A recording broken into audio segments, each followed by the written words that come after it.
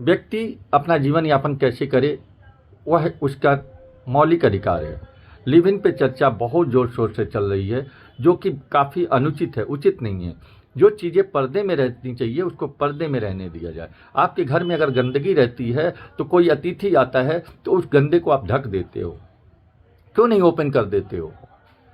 क्योंकि गंदगी देखने से उस व्यक्ति के अंदर नकारात्मक भाव जाएगा। ऐसे ही लिव इन शब्द जो है, अगर किसी ने इसको अपनाया है या वो उसके जीवन में है या वो लिव इन में रहना चाहता है तो उसको ढक के रहने दो। उस पर हमें और आपको चर्चा करने का कोई अधिकार नहीं है। जो जैसा करेगा उसका फल भोगने के अधिकारी वो ही है।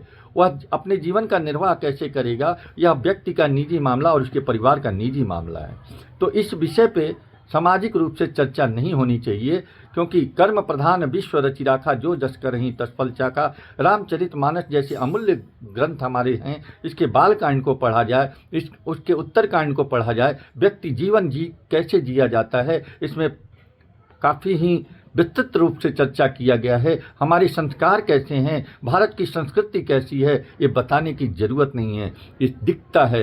अगर आपको संस्कृति सभ्यता देखनी है तो विदेश से लोग इंडिया में आते हैं। क्यों आते हैं? क्योंकि यह संस्कृति प्रधान देश है, यहाँ पे संस्कार हैं, इसीलिए भारत गौरवान्वित है।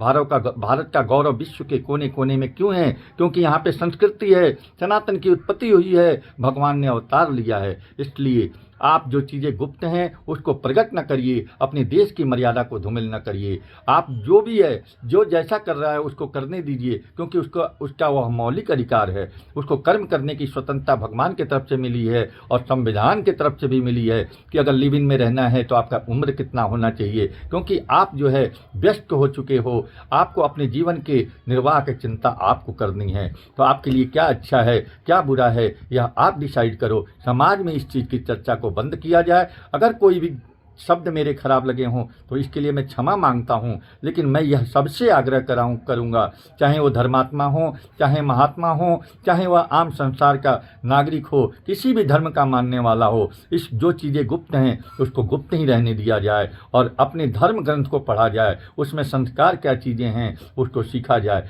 यह संस्कार अपने आप आता है, परिवार से आता है। इसको संस्कार को बेचा नहीं जा सकता, इसको किसी के कहने से किसी के जीवन में नहीं बदला जा सकता है। इसलिए आप शांति का दान दें और समाज में और देश को गौरव को क्षति न पहुंचाएं, देश के गौरव को चोट न पहुंचाएं। जो चीज़ें गुप्त हैं उसको गुप्त रहने दिया जाए।